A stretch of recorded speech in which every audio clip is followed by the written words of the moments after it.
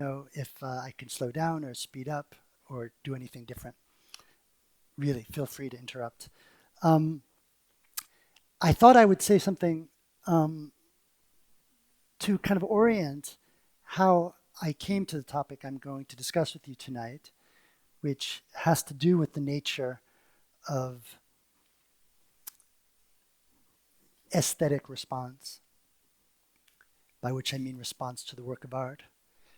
And I thought I would tell you an anecdote that happened to me when I was in graduate school. And actually, this is an anecdote I've retold in Strange Tools, because I discovered this in my past and I realized how important it was.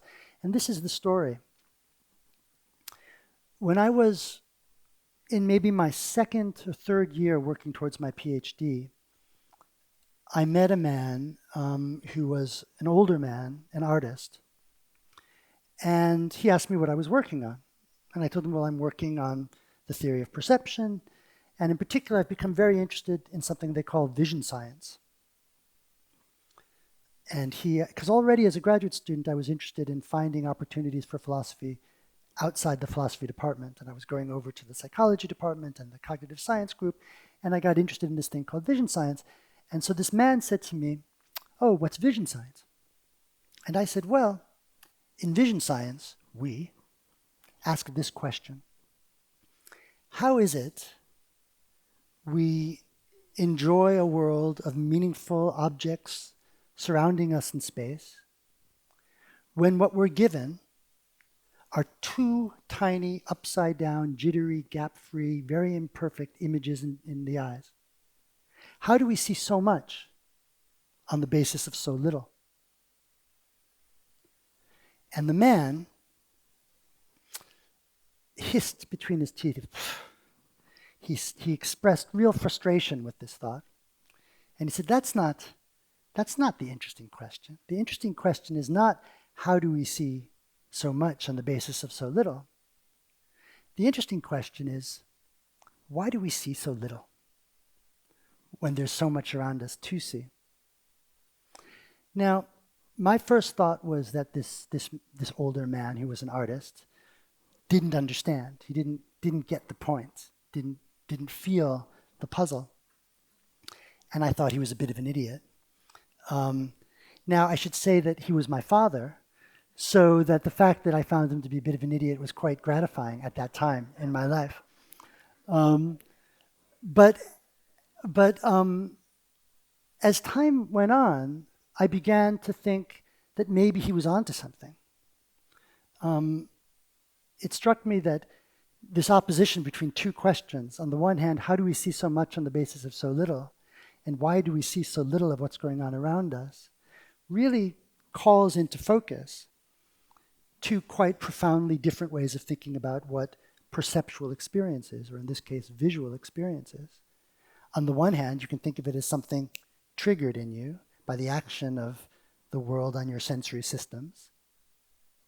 Or you could think of perception or visual consciousness not as something that happens in you as a result of a trigger, but as something that you do or enact or perform, and something that you can fail to perform or fail to achieve. And as it happened, I then went on over the next few years to try to develop a way of thinking about perceptual consciousness that did justice to that second idea.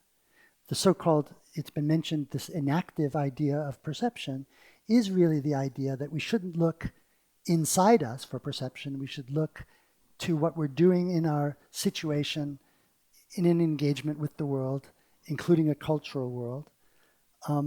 It's well known that nobody's been able to find the place in the brain where consciousness happens, according to the enactive approach. That's because consciousness doesn't happen in the brain, not because it happens in an immaterial soul substance, but because that's not the kind of thing consciousness is. Looking for consciousness in the brain, from this standpoint, is like looking for the value of money on the paper it's printed on. It's not a problem with your microscope that you can't see the value when you look at the paper. The value isn't that kind of thing. Similarly, consciousness isn't that kind of thing. It's something we do. It's more like a dance. You don't look for dance in the muscles of the dancer either. Anyway, whether or not you find that idea plausible, it organized my next years of work. And at some point it dawned on me that the idea came from my father in this exchange with him, that I, in some ways I'd been trying to work out something suggested by this disdain that he had for what I was doing. And then, years later still, it struck me that part of what gave him the source of information that he had, or where he was speaking from, was his life as an artist, the fact that he was an artist, that maybe it was not just that the artist was right, but maybe it was the fact that he was an artist that was the source of his information, the source of his insight. And this led me to start thinking about whether or not it might be possible for there to be a genuinely fruitful collaboration between philosophy and art, or more broadly between sciences of the mind and art. But then I was not at all drawn to the idea that art is crypto-science, or sort of science light. The question then comes up, well, what kind of research is it, or what kind of insight is it that the artist is after, that the artist achieves? You know, so often when scientists, and this is the kind of thing that will come up here in an interdisciplinary center, so often the neuroscientist or the neurologist or the philosopher will come in and explain the phenomenon, which is art, as if it's under glass. But what would a more authentically collaborative relationship between the two look like? So in Strange Tools, I started off developing the idea that maybe we should think of art as a philosophical practice. Now, there it seems philosophy is colonizing art, but it quickly began to be clear to me that instead of thinking of art as philosophical, it would be better to realize that both artistic practices and philosophical practices are themselves species of a common genus, as a common project, which neither one, is the rightful owner of. And the term I came up with to refer to this common project, of which both philosophy and art are genuses, is the phrase reorganizational practice. Now, I'm not going to go into great detail now in explaining what I mean. It will come up in the paper.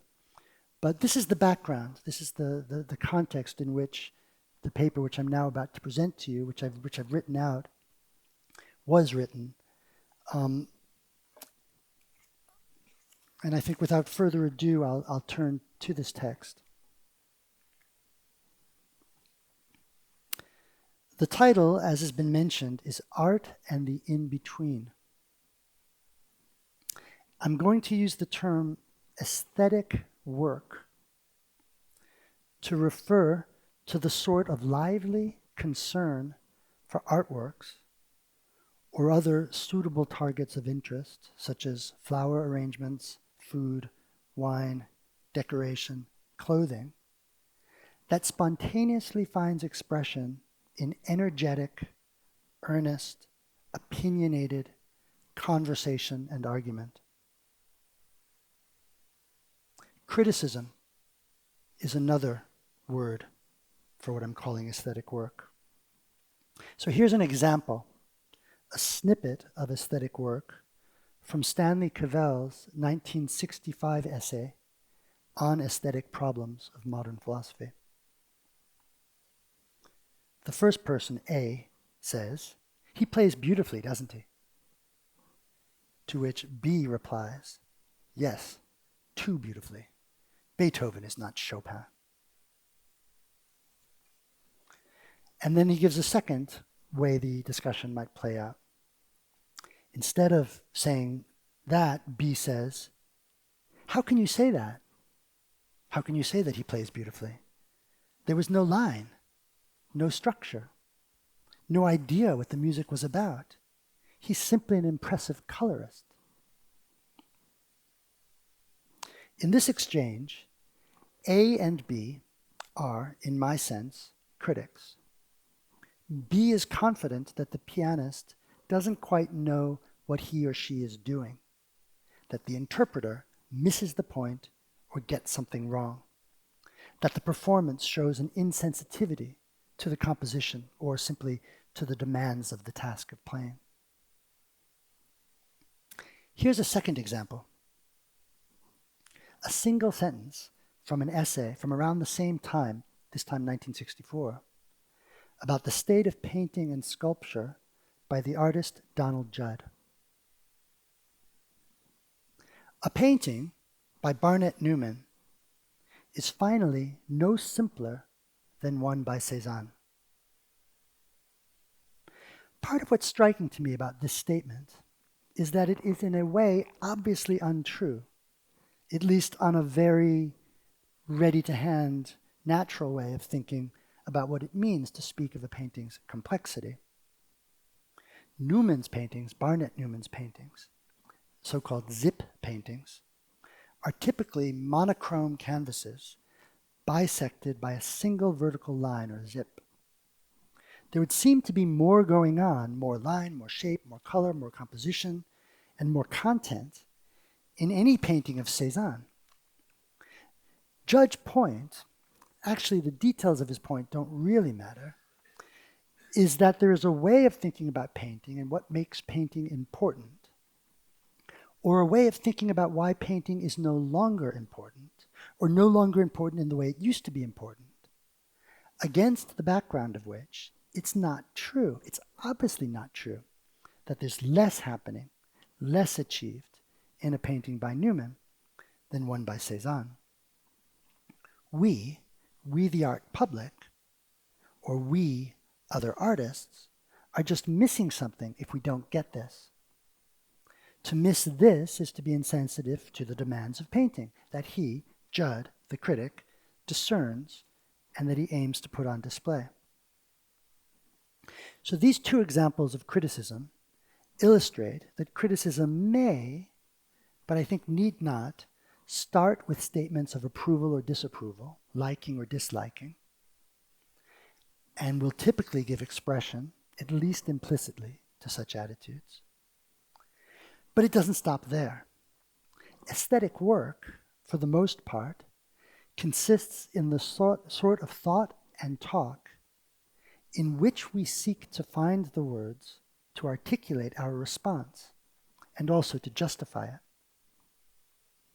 Wittgenstein captures this fact about the object or work-oriented character of criticism when he asserts, in aesthetics, the question is not, do you like it, but why do you like it?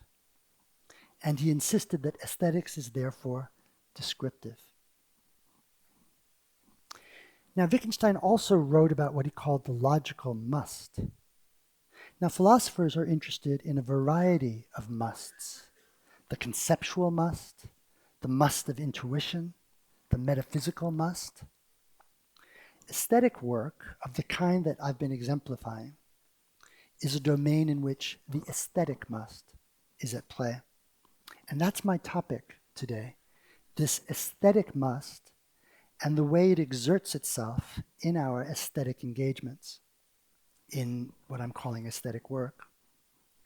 And I want to focus on two features or aspects of criticism or aesthetic work that are not at all well understood or widely appreciated, but that are, I think, definitive of what we know to be the aesthetic.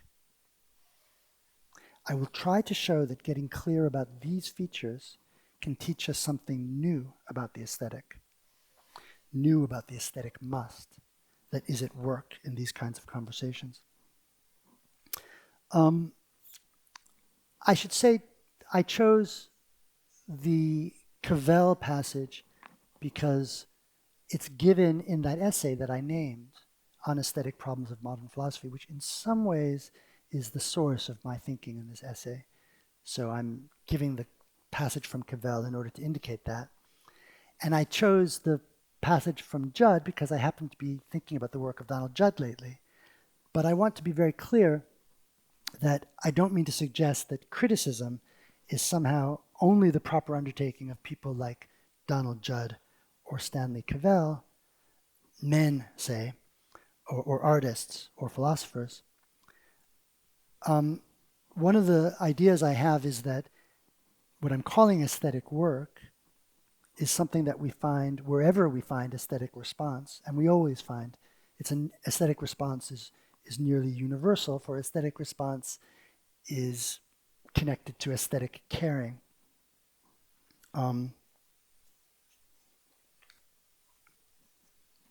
Now, Wittgenstein may have been right that aesthetic conversation is descriptive. We turn to the work itself when we are doing aesthetics, when we are doing aesthetic work or are engaged in criticism. The work of aesthetics consists, for the most part, in the sort of careful inspection and considerations that lets you make, in Wittgenstein's words, peculiar kinds of comparisons.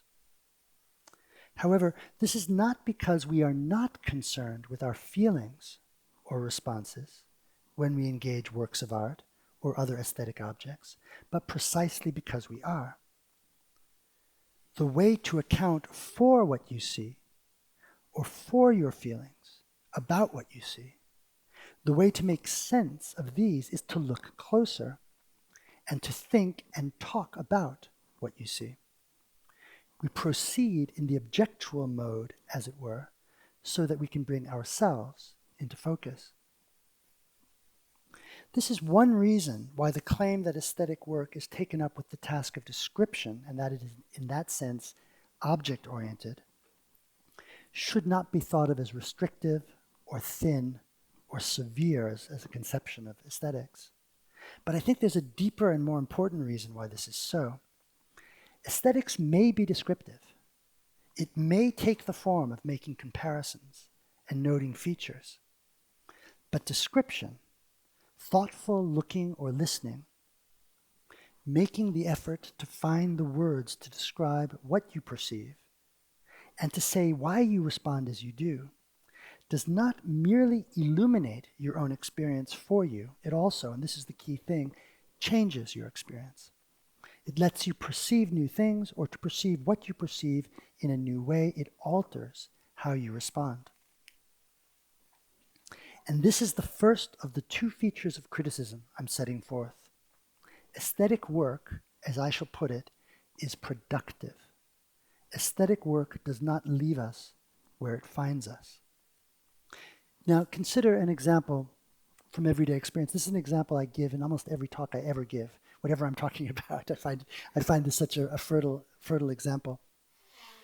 You go to a gallery, and there's work on the wall, and imagine that the work is by an artist that you're unfamiliar with. Imagine it's in a style you're unfamiliar with. It sometimes happens, and indeed it very often happens, that you just don't get it. They all kind of look the same and you don't really see anything. Nothing fascinates. It's just something, it's something flat. But suppose you're with somebody who loves this work and says, don't stop, don't go on, look more. And maybe she calls your attention to a feature of the work that she finds interesting. Maybe she tells you something about the context in which the works were made, or she notes similarities and differences between the different works. If you're lucky, something quite remarkable can happen. These things which all look the same start to pop out at you as distinct, with their own distinct faces, like the faces of people in a crowd. And whereas before they seemed flat, now they start to have structure, to reveal depth, to reveal meaning. So this is an extraordinary thing. You go from, in a way, not seeing to seeing, or from seeing to seeing differently.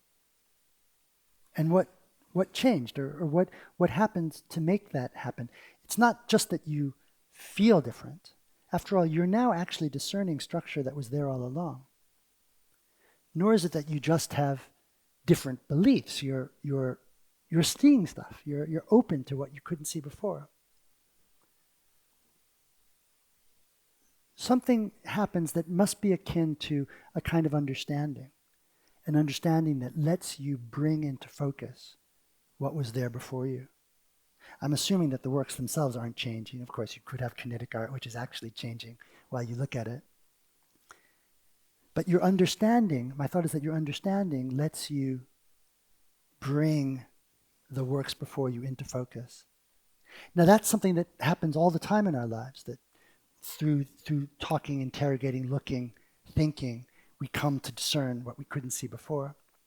But it's quite a remarkable thing about art that it lets you catch yourself in the act of doing that, lets you catch yourself in the act of bringing the world into perceptual focus.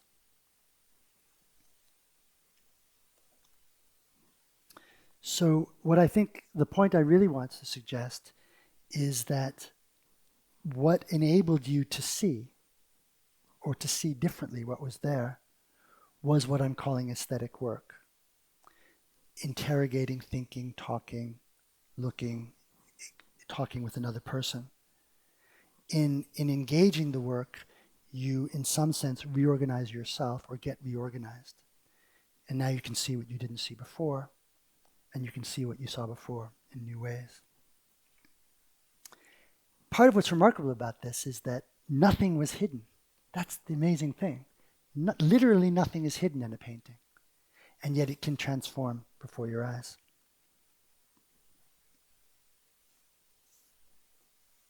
So this is an example, I think, of the way aesthetic work changes us.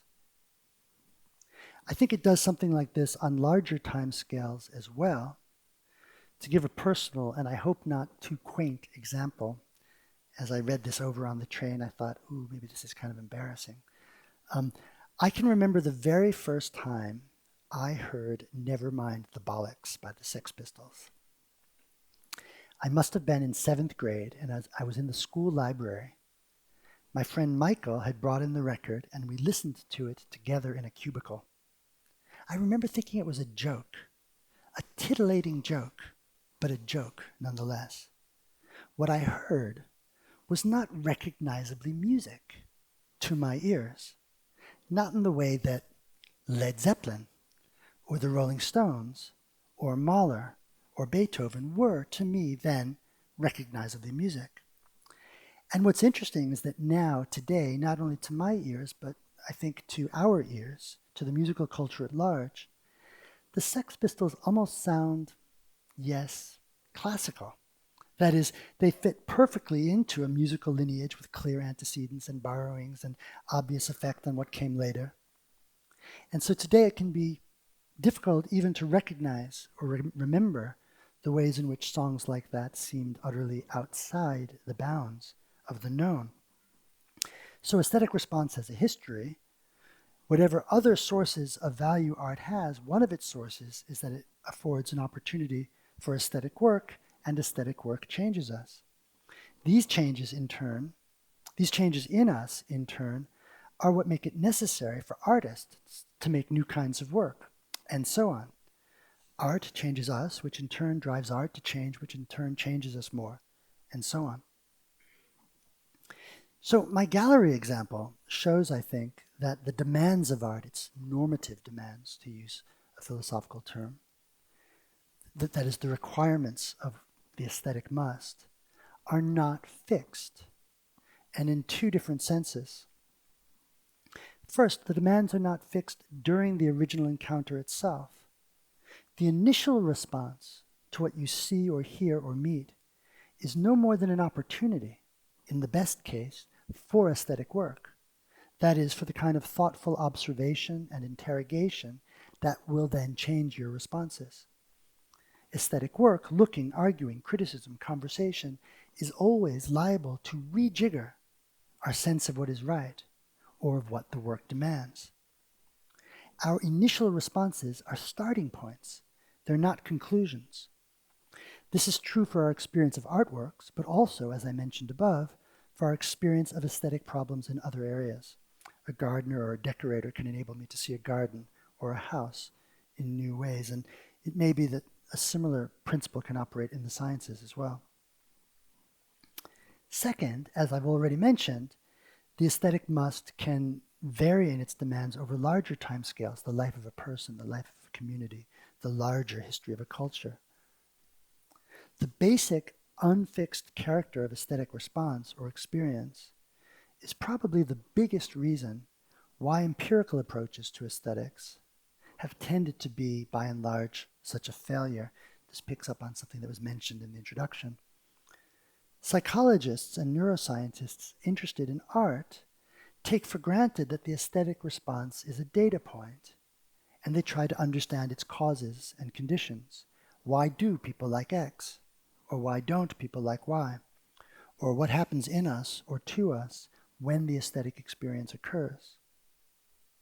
But what people like and why they like it, and what makes up our aesthetic experience, changes through caring. It changes through reflection, through conversation, through criticism, as well as through the historical cultural counterpart of these, that is, through shared activities of reflecting on, discussing, or evaluating artworks, or other aesthetic problems or dilemmas, and also through education. It isn't just that what we like shifts and changes. The point rather is that aesthetic response itself unfurls in the setting of engaged thinking and talking and active looking, that is, in the setting of criticism. And criticism itself, engagement with the demands of art, with the task of trying to find the words to say what we see and to articulate our aesthetic response, is genuinely creative. It is not something we can understand at the brain level. It has much more to do with friendship, education, culture, etc. We make aesthetic experience. It doesn't happen in us. And I think, by the way, that this is no less true if we take as our examples simpler, more basic aesthetic responses, such as our responses to bodily sensations, tastes. So the cat scratches me. The tattoo artist cuts me with his or her instruments. Even if we suppose, for the sake of argument, that these events are exactly alike as to their sensory quality, the aesthetic meaning of these episodes does not supervene on these sensory qualities, nor is it fixed once and for all by the bodily phenomenon. So to repeat, and this is the first main point of this presentation, is that criticism, active looking, thinking and talking about art and other domains, describing what you see, is productive. Now we come to the second feature of criticism that is both crucial and, I think, poorly understood. Indeed, it hasn't even been named before. Criticism is fragile. By the fragility of aesthetic work or criticism, I have in mind, in the first place, the fact that it is internal to the aesthetic standpoint, that no matter how powerfully I take the force of my aesthetic commitments to be, I always also appreciate that nothing can compel the agreement of others. It isn't just that aesthetic disagreement is undecidable, it is undecidable on its face. So here I'm extending Kant's famous idea. Kant realized that the domain of the aesthetic is characterized by the operation of two antagonistic principles. First, the aesthetic disagreement is real and substantial. We make our aesthetic claims in the universal voice, or die universelle Stimme. Second, that aesthetic response is, in the end, a matter of feeling. That this is a domain in which there can be no deciding who's right or wrong, no means of arbitrating dispute. So consider this thought experiment. Suppose there were a people, we can call them dogmatists, whose putative aesthetic judgments were held by them to be the sort of judgments for which demonstration or settled agreement were possible, who believed that this was an area in which it was possible to be flatly right or wrong. From Kant's point of view, the mistake of the dogmatists is basically epistemological. The dogmatists think aesthetics is like geometry or other areas in which positive knowledge can be attained. And in this, from Kant's point of view, they're mistaken. But it's a consequence of what I'm calling fragility that the dogmatists do not even manage to have genuinely aesthetic experiences at all. They're blind to the nature of the demands of the aesthetic must, rather than merely being overconfident about the validity of their aesthetic judgments. The openness and undecidability of the aesthetic is its very modality. Fragility is familiar in other areas of life and thought as well. When we talk, for example, and this is something that came up in conversation earlier, when we talk, for example, we always run the risk of being misunderstood. And so we need to stand ready always to rephrase, reformulate, rearticulate ourselves. To be a speaker is to be open to the demands of linguistic reparation and repair. Something similar operates in the domain of perception. No object can be perceived in its entirety all at once. And everything, at least everything opaque that you see, blocks what is behind it from view. So seeing enables and it disables. To see, then, is to be sensitive to the ways we encounter the world only partially, and thanks to active negotiation or exploration. A language that admitted no communication breakdown within language would be like a visual perception in which everything were visible from all points of view at once. These would be language or perception missing the essential aspect of fragility, and these would be unrecognizable as language or perception in the sense that we know. And one little side thought about that is that perhaps that's what computer language or computer vision might be like. But there's a second way in which the fragility of criticism shows itself.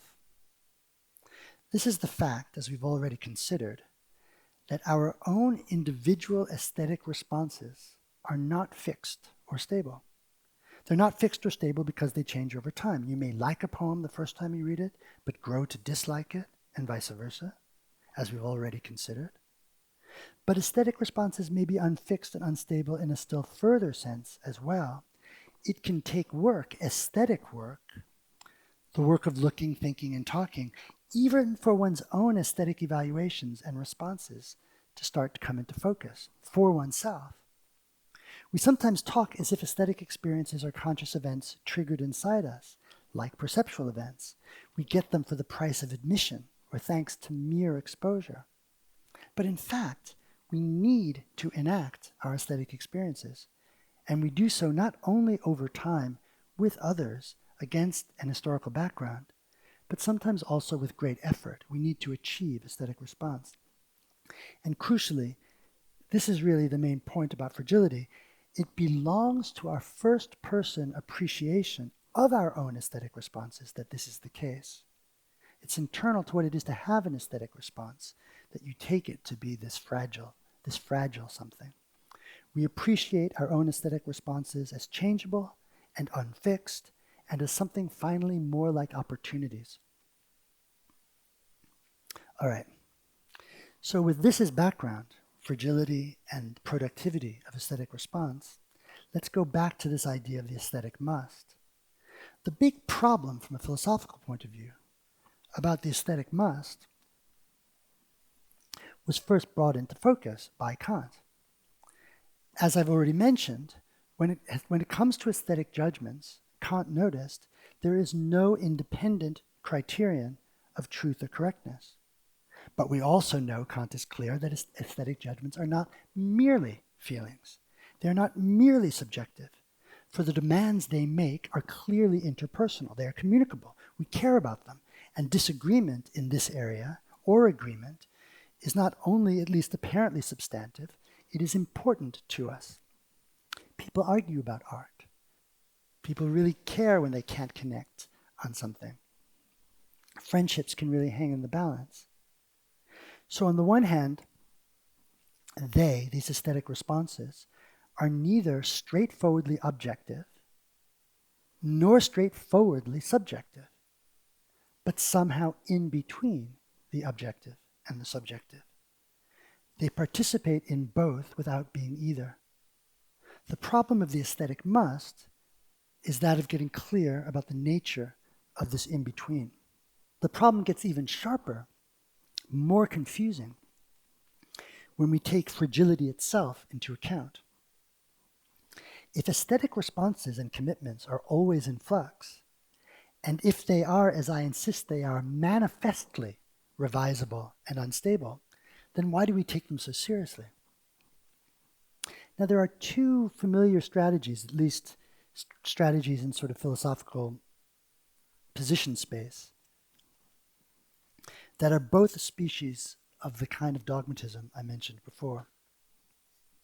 Platonism, or objectivism about the aesthetic, would be the idea that aesthetic truths are somehow freestanding and mind-independent, and that we have, thank God, a kind of aesthetic source of knowledge. Platonism, obviously, favors the aspects of aesthetic judgment that support the idea that they're intersubjective and significant, that is to say, objective. But Platonism can't do justice either to the productivity of aesthetic work or to its essential fragility. From the standpoint of Platonism, the closest we can get to reckoning with fragility is a kind of principle of tolerance, that other people see things mistakenly and we can accept that. Now, psychologism, or subjectivism, is the other option that seems to be available, and it's much more popular nowadays. Psychologism reduces aesthetic work to the mere reporting of, or causal explanation of, events in consciousness whose basic character are fixed by psychological laws, maybe suitably relativized to cultural context. Psychologism, which is the view that underlies most empirical approaches in this field, for example, neuroaesthetics, thinks of itself as capturing the subjectivity of aesthetic response. But it has nothing to say about the apparent objectivity, the significance of what appear to be substantive disagreement. And it also has, the subjectivist view, has nothing interesting to say about the essential productivity of aesthetic research. That is, about the kind of value that attaches to engagement, to looking, thinking, arguing about what you see. Now, Platonism tends to make the work of art, or the aesthetic object, the proper locus of aesthetics. Psychologism situates the targets rather inside of you, in your experience. But we need an account, and this is sort of what I'm urging. We need an account that does justice, in the way that both of these dogmatic positions do not, to the fragile, productive in-between. That is, to the manifestly neither quite fully subjective nor entirely objective character of aesthetic responses, judgments, and demands. Now, we can take a clue to what a third way might be by reminding ourselves, or by admitting, that aesthetics is not the only domain that exhibits these qualities of the fragile, productive in-between. So I'm just, to take a pause, I'm now getting ready to wind towards a conclusion. I've tried to call attention to two features that haven't quite been thematized about the role of aesthetic work for us, its productivity and its fragility. And the question then is to, what can we say about the nature of aesthetic agreement and disagreement, the nature of the kinds of demands, the conflicts that we get into that does justice to this? And now I want to shift and show that actually this is not exclusively a dilemma of the aesthetic domain. Consider an example from philosophy. Frager gives a nice argument in the Foundations of Arithmetic for the view that, as he puts it, statements of number are statements about concepts. His phrase was, die Zahlangabe enthält eine Aussage von einem Begriffe. He also said, die Zahl wird Begriffen beigelegt. So this idea of Frager's, so his thought is that a statement such as, the king's carriage is drawn by 4 horses, is not a statement about the king's carriage, or about its horses, or about their number. It's not a statement about the king's carriage, since after all there's nothing 4 about the king's carriage, nor is it a statement about the horses. The horses are not all four, the way they are all brown. Nor is it a statement about the collection of horses, since these are no more intrinsically four than they are 16, say, because there are 16 legs, or 8, say, because there are 8 eyes. No, what we are talking about, Frege claimed, when we talk about the number of horses drawing the king's carriage, is the concept, is a horse that draws the king's carriage. And what we are saying when we say that there are 4 is that this concept is true of 4 and only 4 unique individuals. Now, part of what makes Frege's analysis interesting is that he integrates it with a notation, a new notation, the predicate calculus, what he called the Begriffsschrift, for rendering, that is to say, for graphically displaying this analysis and making it explicit. Second, he integrates this analysis with a more general analysis of existence and quantification. And third, he ties it with an independent argument for the derivability of arithmetic from fundamental principles of logic. None of that is our concern. What I want to call attention to is that it is beyond dispute, I think, that Frege's proposal, whatever we think about it, is a substantive one. There are reasons for accepting it. Frege himself adopted a Platonist or objectivist view to do justice to this fact. It's just a fact about the nature of the relevant thoughts, that they have the structure they have, and it's just a fact about us that we're able to apprehend these thoughts and their structure. We have a logical source of knowledge, thank God. When we render statements of number in the concept script, we are making explicit what is implicit only in our ordinary thought and talk, in our ordinary patterns of reasoning. Frege also offers well-known arguments against accepting a psychological or subjective account of the phenomenon.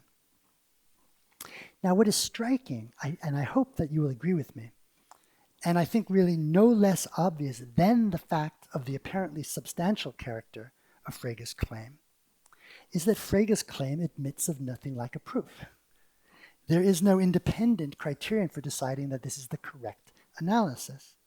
Frege's considerations may be persuasive, but they're not dispositive.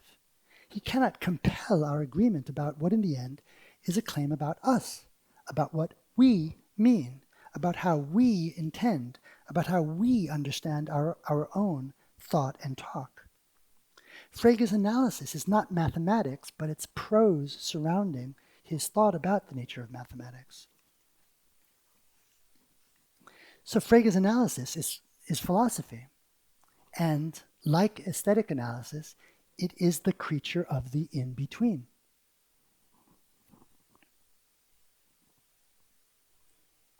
We can see this when we consider how silly it might be to hold, as Frege may actually himself have held, given his Platonism, that the facts about an analysis such as this are of the same general status, say, as facts about analysis in chemistry. And I think it would be equally silly to hold, and I think he would certainly agree, that the facts in question are just simply psychological facts. To understand Frege's proposal, a crucial thing to also note, to further now this comparison between this philosophical claim and an aesthetic claim, is that Frege's own self-understanding doesn't do much to help us appreciate what surely is now clear, namely the manifest fragility or productivity of his own work. That is, to understand Frege's proposal, his insight, is to gain the possibility of a whole new way of thinking about what we're doing when we think and talk about the world using numbers. That is, statements of numbers. So then the question is, what is Frege's subject matter? Now we're really getting to the interesting part, and there's not much more to go. What is Frege's subject matter really, if it is not Platonic thoughts or mere human psychology thought of individualistically and internalistically?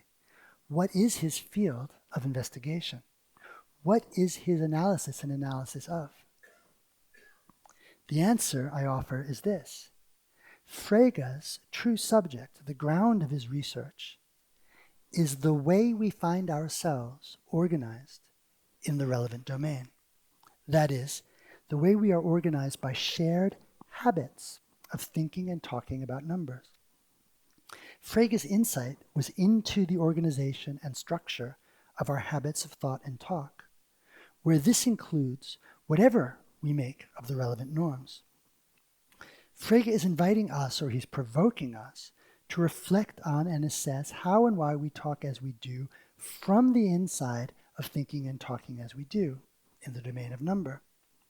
He's targeting a domain, number, in which we live and with respect to which we act, naively and with confidence, and he's urging us to reflect from the inside on the kinds of principles, reasons, ideas, feelings that move us. So really, Frege is doing something like aesthetics. And the field of his aesthetic considerations is a practical structure. He's working to give us an overview, a new and original overview of ourselves insofar as we are inside, embedded within, and owners of a range of habits, skills, attitudes, and beliefs that we find ourselves antecedently saddled with. There can be no activity or standpoint independent way of deciding any of this, for what is at stake is nothing other than our antecedent commitments. Frege is offering us a new way of understanding or positioning ourselves in relation to a practical structure in which we already find ourselves. So from this point of view, there is something quasi-subjective about the upshot of his discoveries, for they are discoveries about us. And there is also something quasi-objective about them too, for the habits of thought and talk, the structure in our own organization, are real. They are ours. There are rules, there are norms. These may be idiosyncratic, they may be personal, but they're never private. They aren't individual. And crucially, this is productive work, this work of philosophy or this work of aesthetics, for to be given new ways of representing what we are doing, to be literally given new ways of writing down what we are doing, a new notational system, which is what Frege invented, gives us new resources for thinking about what we're doing. And so the fragile character of our beliefs and commitments is itself put on display in this activity. Now, one of the central claims of this book, Strange Tools, that I've written and that was mentioned before, is that art also always begins in exactly the way I'm suggesting is true of Frege and his philosophical logic. Art always also begins with the way we find ourselves organized, with our habits, in this or that domain of our lives. Not because art is about this or that domain of our lives, but just because these facts about us, these ways we find ourselves disposed to do and make and act and talk and think and see, it's that provides art with its raw materials. So let me give two very brief examples. First, the case of choreography. Now, people dance. Dancing is an organized activity. It's actually a technical term in the context of my work, but it doesn't really matter in the present context. Dancing is an organized activity. It's an activity built up out of habits. Choreography, the art of dance, however, is not just more dancing. Choreography puts dancing on the stage. It puts the fact that we are dancers, that we are organized by dancing on the stage. It puts us on the stage. It offers a representation of ourselves dancing. Think of this as writing ourselves down, or as the introduction of a perspicuous representation. Wittgenstein's phrase was übersichtliche Darstellung, like a new notation or a new Begriffsschrift. And this representation of ourselves, just like Frege's Begriffsschrift, has at least the resources or the potential to change us. For it gives us a new way of representing ourselves to ourselves, and so new resources for thinking about what we're doing when we dance. And so finally, it allows for new ways of dancing. You dance differently in a world in which there's choreography. Choreography loops down and changes the dancing of which it is the representation. Second example, painting. People make pictures. They use pictures. We've been doing so for millennia, much as we've been talking and thinking and dancing for millennia. We are participants in a picture-based economy of exchange. Pictures are tools for showing, a technology of display. We use them for all manner of purposes. For example, we use them to show something we want to sell or to record what happened. Now, crucially, artists who make pictures are usually not merely participating in this economy of show and display. They're not simply carrying on with this show business, as I call it in something new that I'm writing. They're not really making pictures at all. They are making art out of pictures. That is, out of the fact that we, as it happens, for thousands of years, have been organized by pictures, that pictures occupy an existentially organizing place in our lives. Painting as an art puts all this on display and does so in a way that gives us resources, I think, finally, for making new kinds of pictures and for thinking about the place of pictures in our lives in new ways. Painting starts with habits, with the ways we find ourselves organized by pictures and picture making, and then it reorganizes us. Now, these two examples explains the curious fact that there's a sense in which painting as an art has both nothing and everything to do with pictures. Nothing because artists, even those who make pictures, aren't really making pictures. At best, they're making strange pictures or making art out of pictures. But at the same time, everything, for the entire practice of painting as an art, would have no meaning or importance if not for the fact that pictures organize our lives, and ditto for choreography. Dance on the stage isn't just dancing. It isn't the display of our dancing nature. It isn't just dancing. It's the display of our dancing nature. And so, in a way, it has nothing to do with dancing. But of course, it has everything to do with dancing. There'd be no choreography if we weren't dancers. Dancing gives choreography its point. So in general, and I'm now concluding, art practices are making practices that obtain their significance not because of the intrinsic character of the things artists make, or because of the experiences these objects produce in us. What is special is making itself, is making in our lives. That is the fact that we are put together, organized by the ways we make. Artists put the fact that we are makers on display. Works of art are not technologies, they're not tools, they are at best afunctional or strange tools whose significance derives from the way we use them to illuminate ourselves to ourselves. And so in this way, they enable us to make and to make ourselves in new ways.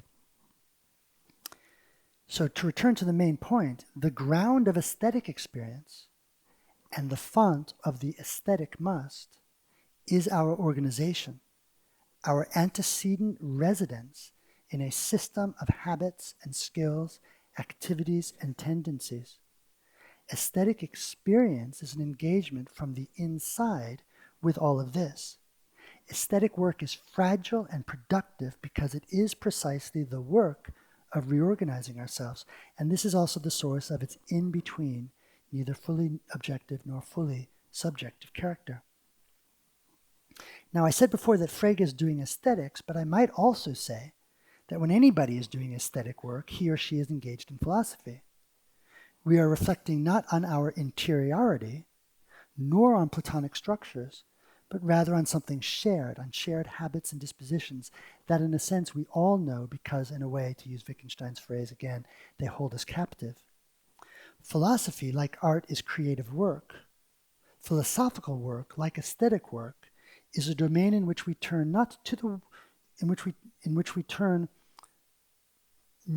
world and not inward, but to the ways in which we find ourselves organized. And philosophy and art both have the power to reorganize us. Thank you.